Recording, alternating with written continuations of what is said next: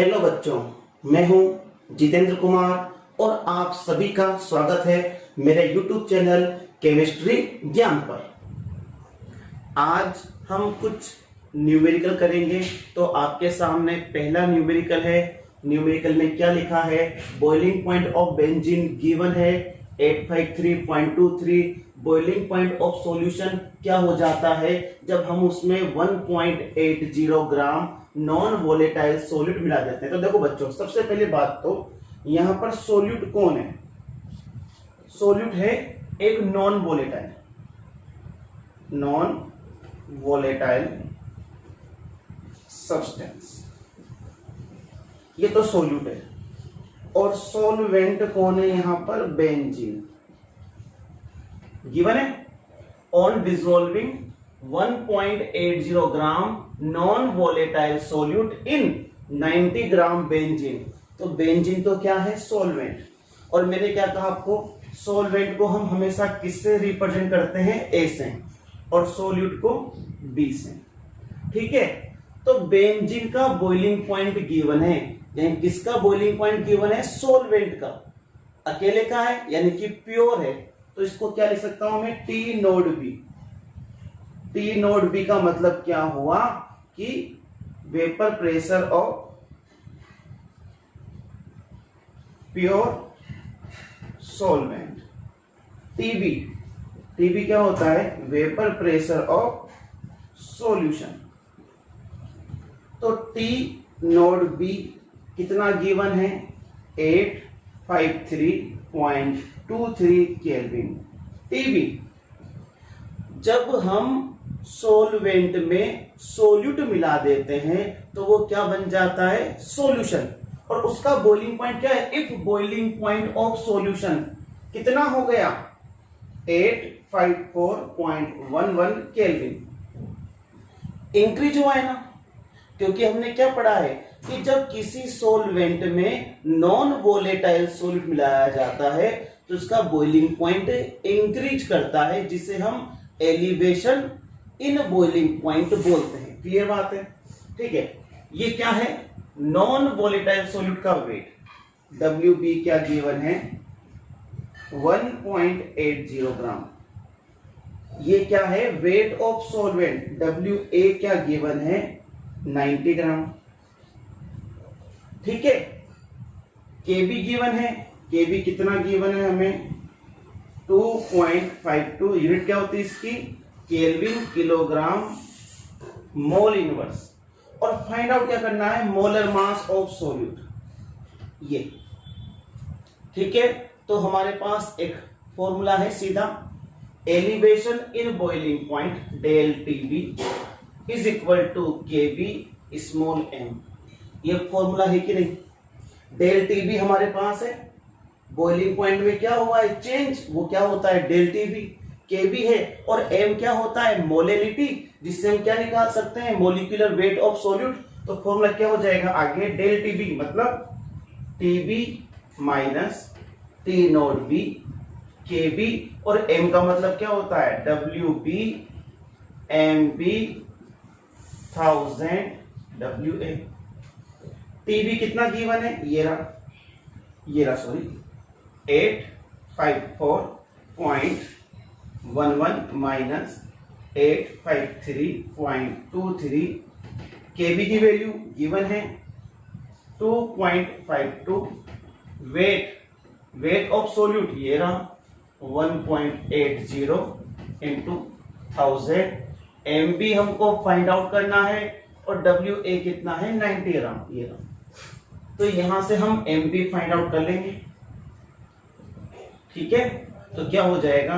2.52 into 1.80 into 1000 upon, जब आप इसको माइनस करो क्या आएगा? 0.88 इंटू 90। और जब आप लोग इस सभी को सोल्व करोगे तो आपके पास आंसर होगा 57.27 ग्राम। ये हमारा क्या हो गया? आंसर। क्लियर बात है? कोई डाउट यहां पर? समझ लीजिए और लिख लीजिए। क्लियर? ठीक है। तो अब हम चलते हैं हमारे नेक्स्ट क्वेश्चन पर। तो अब है ये हमारे पास दूसरा क्वेश्चन। क्वेश्चन क्या बोल रहा है कि 1/P, यहाँ P का मतलब क्या है, vapour pressure of solution, total vapour pressure. 1/P हमें प्लॉट करना है YA क्या है, mole fraction of A in vapour phase. ठीक है, तो देखो आप क्वेश्चन क्या बोल रहा है, 1/P को हमें YA के अगेंस्ट प्लॉट करना है। एक स्ट्रेट लाइन आएगी जिसके लिए हमें स्लोप फाइंड आउट करना है और इंटरसेप्ट फाइंड आउट करना है। स्लोप और इंटरसेप्ट फाइंड आउट करना है। ठीक है, और ये क्या बोल रहा है कि ये एक आइडियल सॉल्यूशन है जिसमें दो लिक्विड मिक्स है, A एंड B। तो बच्चों ऐसे क्वेश्चन के आंसर ऑप्शन के ऊपर डिपेंड करते हैं कि हमें ऑप्शन में क्या गिवन है, हम उसी के अकॉर्डिंग क्वेश्चन को आगे कैरी करते जाते हैं। लेकिन मैं आपको यहाँ समझाऊंगा, हमें 1/P और YA के बीच में ग्राफ प्लॉट करना है। मतलब हमें एक इक्वेशन चाहिए जो किस फॉर्म में हो, y = mx + c फॉर्म में। उसमें जो m होगा वो तो क्या होगा, स्लोप, c क्या होगा, इंटरसेप्ट, y की फॉर्म में हमें क्या चाहिए, 1/P, और x क्या चाहिए, YA। तो देखो बच्चों, हम सब जानते हैं YA क्या होता है, YA होता है PA/P, partial pressure of A upon total vapour pressure of solution. और PA क्या होता है, P नोड A x है, तो YA क्या हो जाएगा, P नोड A XA/P। तो यहां से XA क्या हो जाएगा, YA P/P नोड A। ऐसे ही हम क्या निकाल लेंगे, XB। तो बच्चों इधर देखेंगे, YB क्या होता है, पहले हमने ये काम किया, अब हम इधर आ गए हैं। YB क्या होगा, PB/P, और PB क्या होता है, P नोड B XB। रख दो वैल्यू, तो YB क्या हो जाएगा, P नोड B XB/P। तो यहाँ पे हमारे पास XB क्या आ गया, YB P/P नोड B। अब हम सब जानते हैं कि XA + XB क्या होता है, 1। तो ये XA और ये XB, इन दोनों की वैल्यू आप लोग यहाँ रख दो, YA P/P node A, YB P/P node B = 1। यहां से मैं क्या करूंगा, P क्या आ जाएगा, कॉमन, तो क्या हो जाएगा, YA/P node A, YB/P node B, और किसको कॉमन लूंगा, P = 1। तो क्या हो जाएगा आगे, YA/P node A plus YB/P node B = 1/P। देखो दिखाई दे रहा है आपको, 1/P, ये किसकी फॉर्म आ गई, y की। YA क्या हो गया, x, तो 1/P नोड क्या हो गया, m, और ये क्या हो गया, c। तो हमारे पास स्लोप तो क्या आ गया, 1/P नोड a क्या हो गया, स्लोप। और हमारे पास इंटरसेप्ट क्या आ गया, YB/P नोड b। ये हमारा आंसर हो गया। ये हमें करना है अकॉर्डिंग टू ऑप्शन, कि हमें ऑप्शन में क्या गिवन है। हम चाहे तो इसको आगे भी कैरी कर सकते हैं। अगर मान लो ऑप्शन ये नहीं है, उस ऑप्शन में y भी नहीं हो, YA हो, तो फिर क्या करेंगे, हम सब जानते हैं YA + YB = 1। तो YB = 1 - YA, तो YB की जगह में ये वैल्यू रखूंगा यहाँ पे, तो YA/P node A plus 1 - YA/P node B = 1/P। ठीक है, तो क्या लिख सकता हूं मैं इसको, YA/P node A plus 1/P node B minus YA/P node B = 1/P। ठीक है, अब देखो YA और ये रहा हमारे पास, इसमें से YA क्या आ जाएगा, कॉमन, तो मैं क्या लिख सकता हूं, Y A 1/P naught A minus 1/P naught B plus 1/P naught B is equal to 1/P। ये तो हो गया y, ये c, ये mx। अब हमारे पास क्या आ गया आंसर, स्लोप तो क्या आ गया 1/P naught A minus 1/P naught B, और इंटरसेप्ट क्या आ गया 1/P नोट बी। तो आंसर क्या होगा, ये किसके ऊपर डिपेंड करेगा, ऑप्शन के ऊपर। अगर क्वेश्चन में इतना ही आंसर दिया हुआ है तो हम हमारा डेरिवेशन यहीं रोक देंगे, लेकिन अगर उसमें आगे है तो हम यहां तक लेके जाएंगे। तो अब हमारे पास स्लोप की वैल्यू भी आ चुकी है और हमारे पास इंटरसेप्ट की वैल्यू भी आ गई। ठीक है, अब बात करते हैं नेक्स्ट क्वेश्चन के बारे में। अब जो हमारा क्वेश्चन है उसमें क्या गिवन है, 2 mole of A and 3 mole of be given है। दोनों मिलकर आइडियल सॉल्यूशन बनाते हैं। इनका जो प्योर वेपर प्रेशर है ए का P naught A P naught be given है, और हमें फाइंड आउट करना है वेपर प्रेशर ऑफ ए यानी कि partial pressure of A, partial pressure B, mole fraction of A and B in vapour phase, और वेपर प्रेशर ऑफ सॉल्यूशन। तो बच्चों पार्शियल प्रेशर ऑफ ए हम जानते हैं, हमारे पास क्या फॉर्मूला होता है पार्शियल प्रेशर ऑफ ए निकालने का, पी नोड ए एक्स है।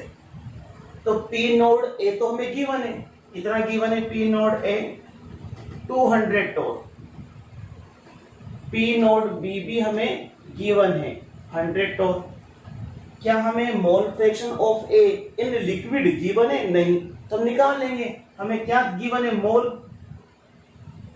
तो हम क्या जानते हैं कि जिसका हमें मोल फ्रैक्शन निकालना होता है उसके मोल तो हम ऊपर लेते हैं upon total mole. Total mole कितने हो गए 5, तो एक्स ए कितना आ गया 2/5, और एक्स बी क्या हो जाएगा 3/5। तो रख दीजिए आप लोग value, P A P naught ए कितना 200, एक्स ए कितना 2/5, तो ये कितना हो जाएगा 80 टोर। बी क्या निकालना है, P B, partial pressure of B क्या होता है formula, P naught B X B. P naught B कितना गिवन है 100, एक्स बी कितना है 3/5। ठीक है, तो ये कितना आ जाएगा 62। ये ए आ गया, बी आ गया। सी हमें क्या निकालना है, Y A and Y B. Y A क्या होता है P A upon P, partial pressure of A upon total pressure, यही होता है वाई ए। तो पार्शियल प्रेशर ऑफ ए हमारे पास है कितना 80। पी क्या होता है टोटल प्रेशर, हमारे पास नहीं है, बट ये हमारे पास डी आंसर है वेपर प्रेशर ऑफ सॉल्यूशन। और टोटल वेपर प्रेशर कितना होता है P A plus P B, और पी ए कितना है हमारे पास 80, पी बी कितना है हमारे पास 60, और ये कितना हो गया 142। तो वाई ए हमारे पास कितना आ गया 4/7। ठीक है, वाई बी क्या हो जाएगा P B upon P, P B कितना गिवन है हमें, ये रहा पी बी 60, टोटल प्रेशर कितना है 140, तो ये कितना हो जाएगा 3/7, और ये हमारे पास चारों आंसर आ गए। ठीक है, तो अब हम बात करते हैं हमारे नए क्वेश्चन के बारे में, और हमारा क्वेश्चन ये है, आपको दिखाई दे रहा है, 2 लिक्विड है ए एंड बी, उनके इक्वल मोल को मिक्स करके आइडियल सॉल्यूशन बनाया है। P naught A P naught be given है, और हमसे क्या पूछा है mole fraction of first distillate. पहले मैं आपको समझा दूं ये डिस्टिलेट है क्या। देखो, कोई भी लिक्विड ए एंड बी को मैंने मिक्स किया, जब मैं उसको हीट करूंगा तो उसके जो मोल फ्रैक्शन ऑफ लिक्विड है वो किसमें चेंज होंगे, मोल फ्रैक्शन इन वेपर फेज में।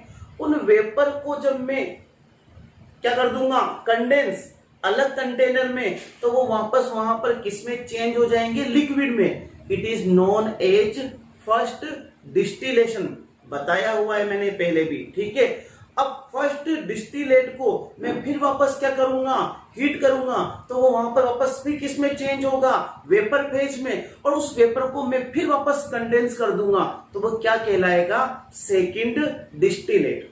अगर मैं आपको इसको बाय द डायग्राम समझाऊं तो समझेंगे। देखो ये मेरे पास एक कंटेनर है, ये कंटेनर, और इसमें दो लिक्विड है ए एंड बी, इनके मोल फ्रैक्शन है एक्स ए एक्स बी। जब मैं इसको हीट करूंगा तो ये वेपर में चेंज हो जाएंगे, और वेपर में इनके मोल फ्रैक्शन क्या कहलाएंगे, वाई ए वाई बी। जब मैं इनको कंडेंस करूंगा तो नए कंटेनर में, जब मैं इनको कंडेंस करूंगा तो नए कंटेनर में यही वाई ए और वाई बी लिक्विड में चेंज हो जाएंगे, तो ये वाई ए आ गया और वाई बी, ये हमारे पास कहलाएगा फर्स्ट डिस्टिलेट। ये हमारे पास क्या है, फर्स्ट डिस्टिलेट। अब मुझे क्या चाहिए यहां पर, सेकेंड डिस्टिलेट। तो मैं इसको वापस फिर हीट करूंगा, तो ये जो मोल फ्रैक्शन है लिक्विड, ये किसमें चेंज आएंगे, वेपर में। अब मैं पहले क्या नाम देता था, Y A Y B, but वो नाम तो मैं पहले दे चुका हूं, तो मैं नाम क्या दे दूंगा यहाँ, जेड ए और जेड बी। इस जेड ए और जेड बी किसमें चेंज हो गए, वेपर में, और जेड ए जेड बी क्या है, mole fraction in vapour phase. इनको जब मैं वापस फिर कंडेंस कर दूंगा, क्या कर दूंगा, कंडेंस, मतलब लिक्विड में चेंज हो जाएंगे, तो यही लिक्विड में आ जाएंगे दोनों, जेड ए और जेड बी, और यही क्या कहलाएगा, सेकंड डिस्टिलेट। तो मुझे mole fraction of first distillate यानी कि Y A Y B, mole fraction of second distillate मतलब जेड ए जेड बी निकालना है। माना कि जो पार्शियल प्रेशर है टोटल वो तो P है, और ए का पार्शियल प्रेशर P है और PB। इसके अंदर टोटल प्रेशर फर्स्ट डिस्टिलेट का P डैश, क्योंकि हमें वेपर प्रेशर निकालना है, और partial pressure of P dash A P dash B। इसका हम और भी मान सकते थे, बट इसके बारे में हमें आगे कुछ फाइंड आउट नहीं करना। तो नंबर 1 हमें क्या फाइंड आउट करना है, mole fraction of first distillate. तो बताओ फर्स्ट डिस्टिलेट के मोल फ्रैक्शन कौन है, ये है वाई ए और वाई बी, और वाई ए और वाई बी की वैल्यू किसके बराबर है, ये रही। मतलब अगर मैं इसका वेपर फेज में मोल फ्रैक्शन निकाल लूंगा, वेपर फेज में मोल फ्रैक्शन, तो मेरे पास क्या आ जाएगा, फर्स्ट डिस्टिलेट।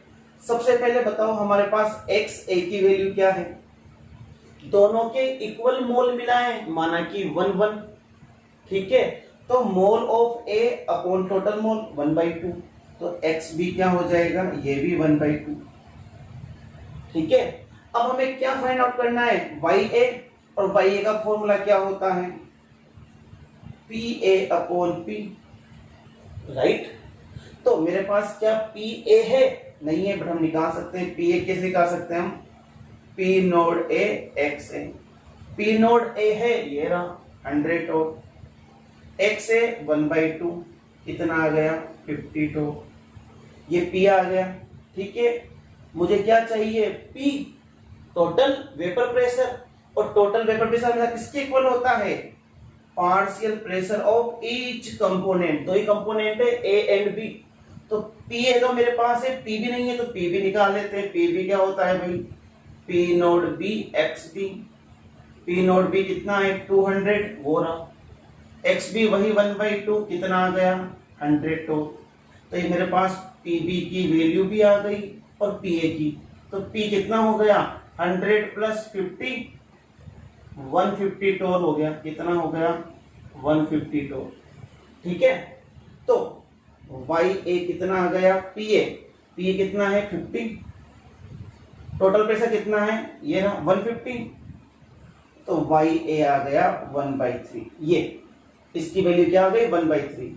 तो वाई बी की वैल्यू क्या हो जाएगी, P B upon P, P B कितना है मेरे पास, पी बी ये रहा 100, और पी कितना है 150, कितना आ गया 2/3। तो बच्चों ये हमारे पास पहला आंसर आ गया, mole fraction of first distillate आ गया, वाई ए आ गया 1/3, वाई बी आ गया 2/3। एक को फाइंड आउट करने के बाद दूसरा हम 1 में से माइनस कर दो, क्योंकि इक्वल ऑफ मोल फ्रैक्शन हमेशा 1 होता है। ये हमारे पास पहला क्वेश्चन खत्म हो गया। सेकंड हमें फाइंड आउट करना है mole fraction of second distillate, मतलब ये सेकंड डिस्टिलेट। अब इसके मोल फ्रैक्शन किसके इक्वल होंगे? इनके मोल फ्रैक्शन इन वेपर फेज। जैसे ये फाइंड आउट किया वैसे ही वो फाइंड आउट करना पड़ेगा। तो मैं पहले क्या निकालने पड़ेंगे? Mole fraction. तो इसके मोल फ्रैक्शन क्या है? वाई ए। तो वाई ए कितना है? 1/3। वाई बी कितना है? 2/3। अब क्या निकालना है हमें? इनके पार्शियल प्रेशर। पार्शियल प्रेशर क्या माना मैंने? पी डैश ए। तो पी डैश ए क्या हो जाएगा? पी डैश ए क्या हो जाएगा? पी नोड ए वाई ए, क्योंकि इसके लिए मोल फ्रैक्शन इन लिक्विड क्या है? वाई ए। तो पी नोड ए कितना? 100। ये कितना? 1/3, 100/3। पी डैश बी क्या हो जाएगा? P naught B Y B. P naught B कितना? 200। ये कितना? 2/3, कितना हो गया? 400/3। अब मुझे क्या चाहिए? Total pressure, total vapour pressure P dash A plus P dash B. ठीक है, पी डैश ए कितना है? 100/3। पी डैश बी कितना है? 400/3। टोटल हो गया 500/3। ये आ गया।